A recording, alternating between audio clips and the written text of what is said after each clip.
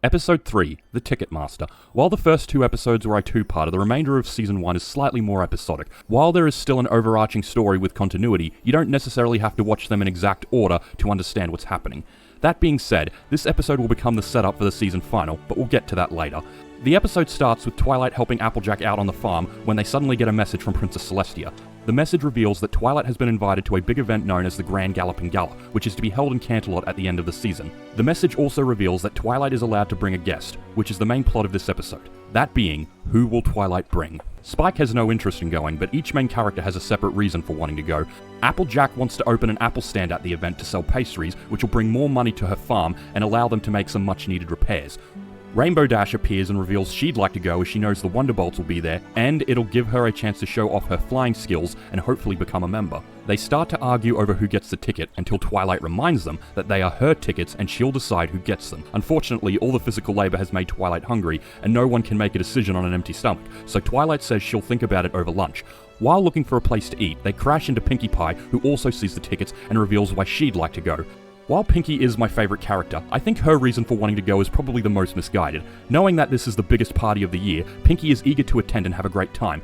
But the Grand Galloping Gala is more themed like a royal ball, so it's not the type of party that Pinkie would normally attend, but she won't find that out until much later. Rarity then arrives and gives her reason for wanting to go to the gala. She wants to meet a royal pony by the name of Prince Blueblood, who is apparently the most eligible bachelor in Canterlot.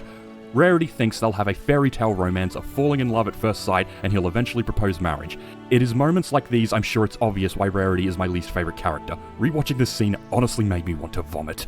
Fluttershy's rabbit by the name of Angel then steals the tickets to show them to Fluttershy, who reveals she would also like to go because there is a beautiful gated garden there with a lot of animals which Fluttershy would just love to see. With everyone having given a reason for wanting to go to the gala, Rainbow Dash and Applejack reappear and an argument breaks out about who should go. Twilight breaks up the argument and she finally gets to go have some lunch to think about the decision. Also, I kind of love what they do with food in this series. Because they are ponies, they eat food only a pony would enjoy. For example, in this scene, Twilight orders a daffodil and daisy sandwich and Spike orders hay fries.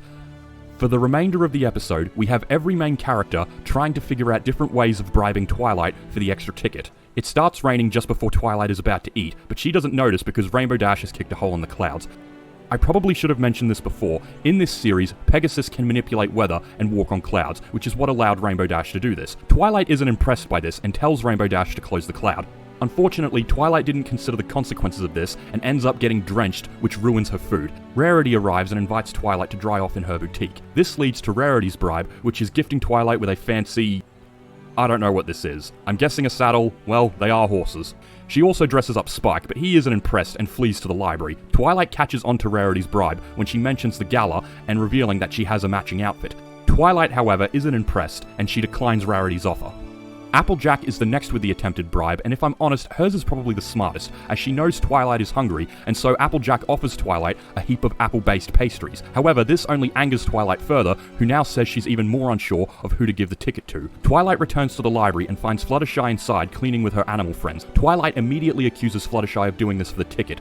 Fluttershy tries to deny this, but Angel the Rabbit hilariously forces her to admit it's for the ticket. Twilight tries to get Fluttershy to leave, but then is surprised by Pinkie giving the least subtle attempt of why she should get the ticket, something Twilight herself states when she gets Pinkie to stop. Unfortunately, this leads to all the surrounding ponies hearing Twilight has an extra ticket to the gala, leading to every pony trying to bribe her, causing Twilight to run, and a funny musical chase around Ponyville begins. This goes on for the rest of the day. Twilight escapes by teleporting back to the library, but finds the other 5 main characters waiting. Twilight breaks and admits she can't decide as she doesn't want to hurt any of her friends.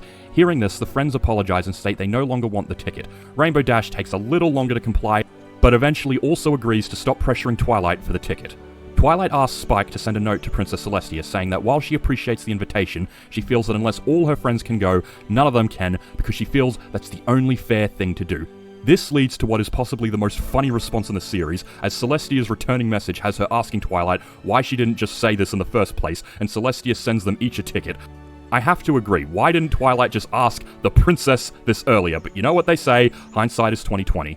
With the issue resolved, Twilight finally gets to go have food and they all agree to treat her to dinner. Despite his attitude from before, Spike is a little disappointed he didn't get a ticket, but then like clockwork, Celestia sends another. Spike has difficulty shielding his excitement, much to Applejack's amusement. What was good about this episode is that it sets up the formulaic approach that is common in most episodes of the show and allows us to know what to expect in the future. That most episodes will have a friendship issue that causes drama, but it's usually resolved by the end of the episode. This makes me genuinely excited to revisit the remaining episodes. Until next time, thanks for watching, please like and subscribe, and I'll see you at the next review.